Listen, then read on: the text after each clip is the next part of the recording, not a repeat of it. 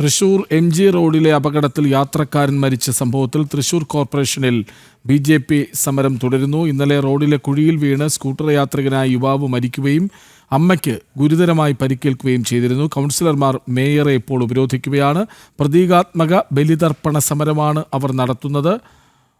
വിവരങ്ങളുമായി സാനു കെ സജീവ് ഒപ്പം ചേരുന്നു. സാനു, സമരം എങ്ങനെ?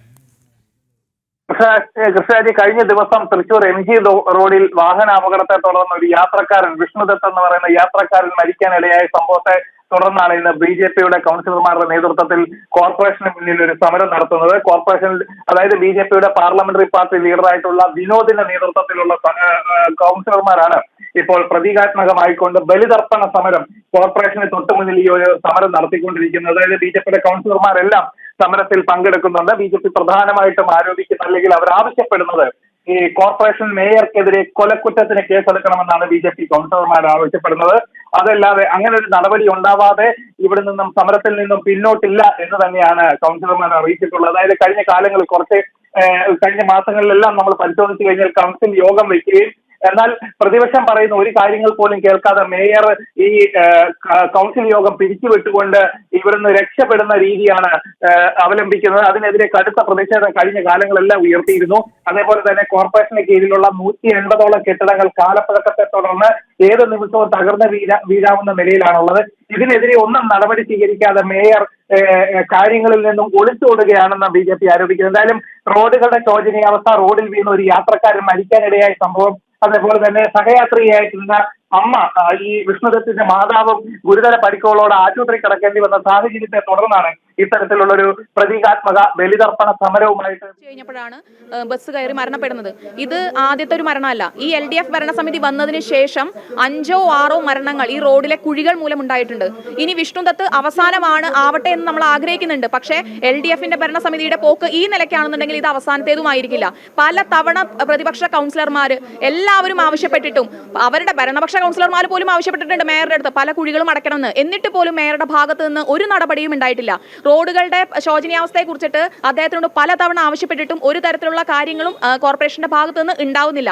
മഴയ്ക്ക് മുമ്പ് ചെയ്യേണ്ട പല പ്രവർത്തനങ്ങളും ചെയ്യാതെ നീട്ടി വെച്ച് ഈ മഴക്കാലമാവുമ്പോൾ റോഡുകൾ കുഴികൾ എന്ന് പറയാൻ പറ്റില്ല, റോഡുകൾ കുളങ്ങളാകുന്ന അവസ്ഥയാണ്. ജനങ്ങൾക്ക് സഞ്ചാര സ്വാതന്ത്ര്യം പോലും നിഷേധിക്കുന്ന പ്രവൃത്തിയാണ് ഈ കോർപ്പറേഷന്റെ ഭാഗത്ത് നിന്ന് ഉണ്ടാവുന്നത്. എത്രയധികം ഈ മരണപ്പെട്ടതാണ് ഇന്നലെ നമ്മൾ അറിഞ്ഞത്. എത്രയോ അധികം പേര് ഇതിൽ വീണ് പരിക്കേറ്റിട്ട് കിടക്കുന്നുണ്ട്. അപ്പൊ ഇതിനോടെല്ലാം കോർപ്പറേഷൻ മുഖം തിരിക്കുന്ന ഒരു സമീപനമാണ് കാണിച്ചുകൊണ്ടിരിക്കുന്നത്. കുഴിയിൽ പോയിട്ട് എന്തെങ്കിലും വന്നിട്ട് എന്തെങ്കിലും പറഞ്ഞു കഴിഞ്ഞാൽ, എന്തെങ്കിലും കുറച്ച് മെറ്റലിട്ടിട്ട് അത് ഒരു തരത്തില് എന്താ പറയാ, വെറുതെ ഒരു പാച്ചിങ് പോലും ചെയ്യാനിട്ടിട്ട് പോവാണ് ചെയ്യുന്നത്. ഇതുമൂലം ജനങ്ങൾക്ക്, ഒരു 2 വീലർകാരന് ഇവിടെ കൂടെ നടുവേദന ഇല്ലാതെ സുഗമമായിട്ട് ഓടിക്കാനുള്ള ഒരു റോഡും തൃശൂർ കോർപ്പറേഷന്റെ പരിധിയിലില്ല. അപ്പോൾ ഇതിനെതിരെയാണ് നമ്മുടെ സമരം. ഇത് ഒരു തുടക്കം മാത്രമാണ്. ഈ റോഡുകൾ ഇനിയും നന്നാക്കിയില്ലെങ്കിൽ അതിശക്തമായിട്ടുള്ള പ്രതിഷേധ പരിപാടികളുമായിട്ട് ഭാരതീയ ജനതാ പാർട്ടി മുന്നോട്ട് പോകും. രാവിലെ MG റോഡിൽ വെച്ച് വിഷ്ണുദത്ത് എന്നൊരു പയ്യൻ, ഒരു കുടുംബത്തിൻ്റെ ആശ്രയം, ആ ഒരു കുടുംബത്തിൻ്റെ പ്രതീക്ഷയായിരുന്നു. അദ്ദേഹം ബസ്സിനിടയിൽപ്പെട്ട് മരണപ്പെട്ടു. ഒരു കുഴിയിൽ നിന്ന് രക്ഷപ്പെടാൻ അദ്ദേഹം ഓടിച്ചിരുന്ന 2 വീലർ ഒന്ന് വെട്ടിച്ചതാണ്.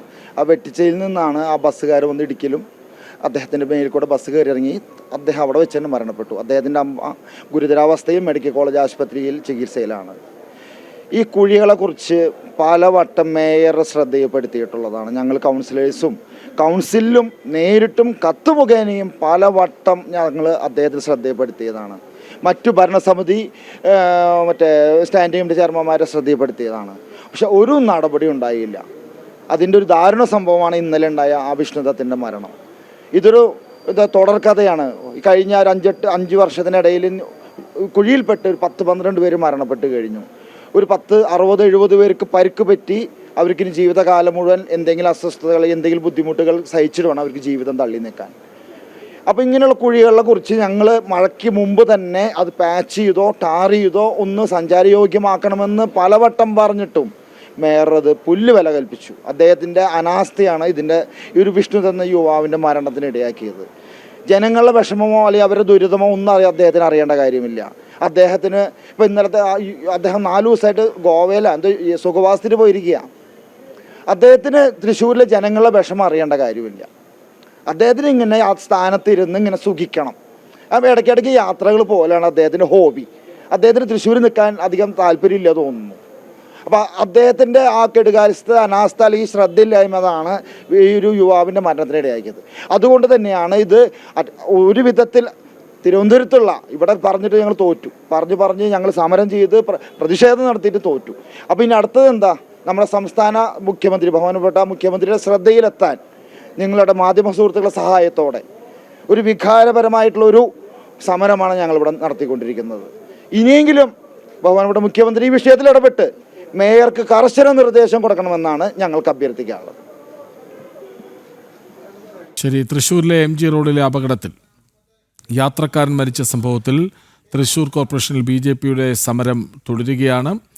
മേയറെ ഉപരോധിക്കും വിധം പ്രതീകാത്മകമായി ബലിതർപ്പണ സമരമാണ് ഇപ്പോൾ നടത്തുന്നത്. തത്സമയ ദൃശ്യങ്ങളാണ് കണ്ടത്. വിവരങ്ങൾ നൽകിയത് സാനു കെ സജീവ്.